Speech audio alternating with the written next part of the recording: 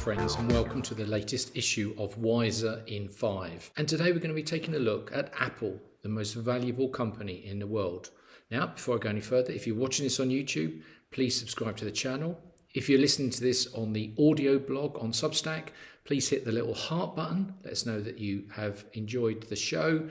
And if you like what you've done, you can always buy us a coffee by clicking the little links, showing your appreciation, and it only costs you a couple of euros. Now, let's get on to talking about Apple. With a luxury brand margins on a global scale, the question is, how do Apple do it? At a staggering $2.2 trillion, if they were a country, Apple would be the 8th largest in the world. Apple have built a global business with the scale of General Motors, the supply chain efficiency of Toyota, and the profit margins of Ferrari.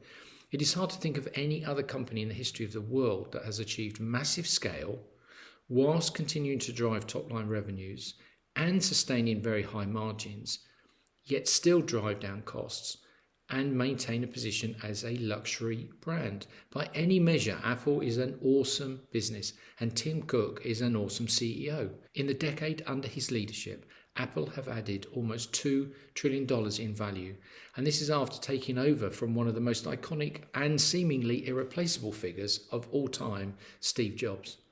In this issue of Wiser in 5, I'm going to look at Apple's numbers, products and strategy, and how it is putting clear blue water between itself and the rest of big tech. Earlier this week, Apple held its Q2 earnings call. Expectations had been high that Apple would report great numbers, but nobody expected them to be as good as they were. Year on year, Apple's Q2 numbers were: revenue grew by 53% to $89 billion. Gross margin increased to 42.5%. Operating margin increased to 31%.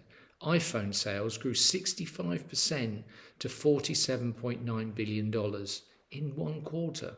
iPad sales grew 79% to $7.8 billion, and Mac sales grew 70% to $9.1 billion. That's like earning $1 billion a day in sales at 42% gross margin. Unbelievable. Apple has almost certainly benefited from the pandemic and the shift to working and learning from home. Unspent cash burning a hole in consumers' pockets has also fueled Apple's performance. The M1 chip. Better, faster, probably not quite so cheap. At the recent Spring Loaded, Apple's annual product launch event, Apple announced new versions of the iMac and iPad Pro, all powered by the new Apple M1 chip. The iPad Pro is reported to be 50% faster, and the iMac is now so thin, because of the M1 system on a chip, that the ports are on the side, not at the back. Now, the reason that this has made the news is that since 2006, Apple have used Intel chips to power their technology, but last year they announced they would be switching to their own designed M1 chip based on the ARM processor.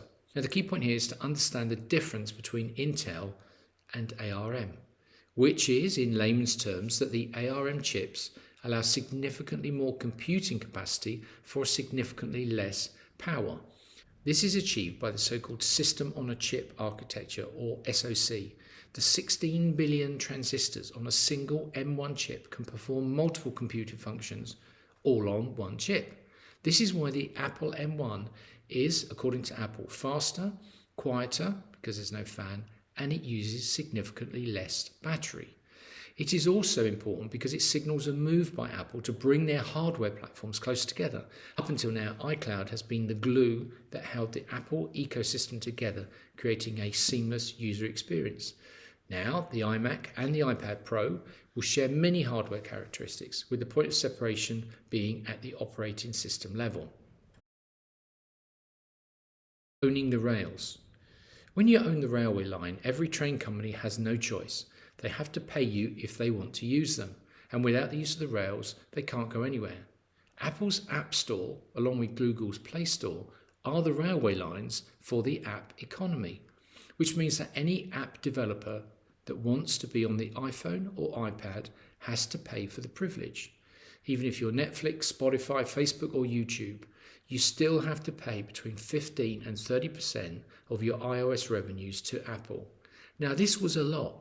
According to Statista, the app revenue in 2020 from the App Store was over $72 billion.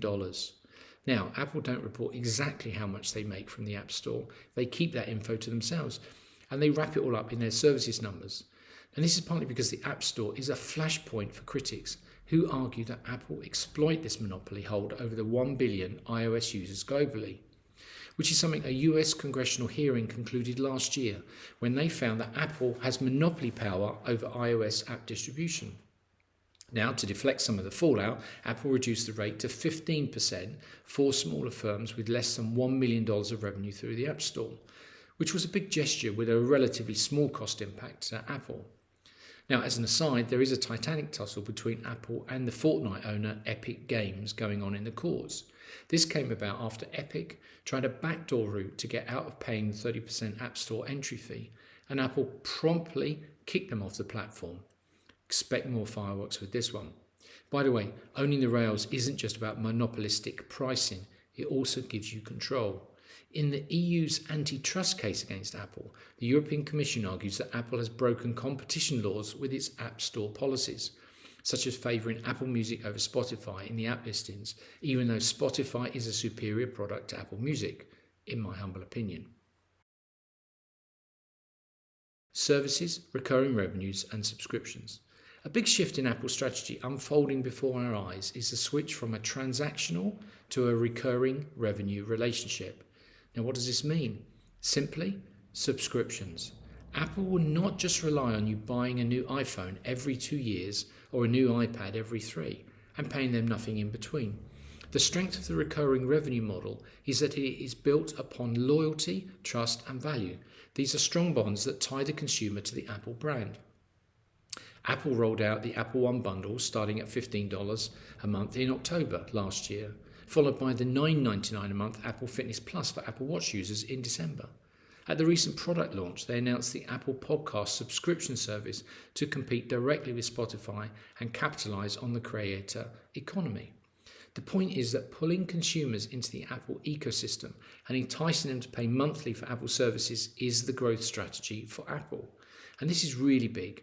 On this week's earnings call, the Apple CFO reported that Apple had more than 660 million paid subscriptions across its services division, including video, music, news and games. At $17 billion, Apple Services is now the second largest revenue earner after the iPhone. Apple Services grew 27% last year. Finally, privacy is worth paying for. In 2015, Tim Cook, the CEO of Apple, expressed his point of view that privacy was a fundamental human right. He may have publicly said it earlier, I just couldn't find any record of it. But regardless of when he said it, the point is that it has shaped Apple's strategy for differentiating them from the rest of big tech ever since. In a world where so much tech is free to the user because it is paid for by the advertiser, Cook's strategy is to appeal to the wealthiest billion people on the planet with an iPhone who are willing to pay for their privacy. And in so doing, Cook has established a very clear distinction between Apple and the rest of the ad revenue-driven big tech. The latest move since the introduction of privacy nutrition labels came this week with the iPhone iPad update. In iOS 14.5, the long-awaited privacy settings came into force. Now, these are now imposed on all apps in the App Store. iOS will now ask users if they want to opt in to being tracked by an app. The key change is centered around a 4-letter piece of tech called IDFA, or Identifier for Advertisers. Since 2012, apps developed for iOS have used this identifier to conduct tracking across different websites and apps. The identifier is used by the app to connect information collected from different websites and apps so that a profile of the user can be built. It is this profile that is used by advertisers to micro-target ads to the user. Now, in iOS 14.5, Apple have flipped this feature on its head.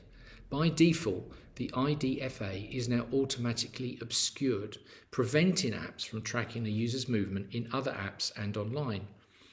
All apps must now ask the user to opt in to being tracked using a feature called App Tracking Transparency, or ATT. However, this new feature has not gone down so well with the other tech platforms whose business model is based on ad revenues. Facebook rely heavily on tracking user activity. The iOS privacy option prevents Facebook from capturing one of their key metrics called view-through conversions. This is where Facebook measure how many users saw an ad but did not immediately click on it, but then later went back and made a purchase related to that ad. Facebook's response has been to shift the focus away from the public spat between Mark Zuckerberg and Tim Cook and onto their push into e-commerce, where Facebook's marketplace has more than 1 billion monthly users. Facebook believe that they can minimize the impact of lost ad revenue from the iOS user base by driving greater sales through its own marketplace, thereby showing value to the advertisers. As for Google, who have already announced the end of cookies on their Chrome browser, their response to the iOS update was to announce a number of changes to its ad system, and they warned their users publishers may see a significant impact to their Google ad revenue on iOS. Watch this space. Finally, in my honest opinion, what's next for Apple?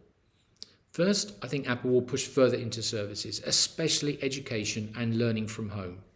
Apple will extend further into going vertical, and they are likely to cut the link with Google by launching their own search engine.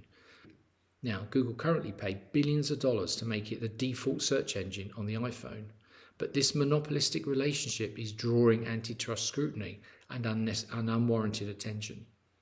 Third, the attention economy is a lucrative space for Apple, who already have 1 billion of the wealthiest people on the planet as iPhone customers.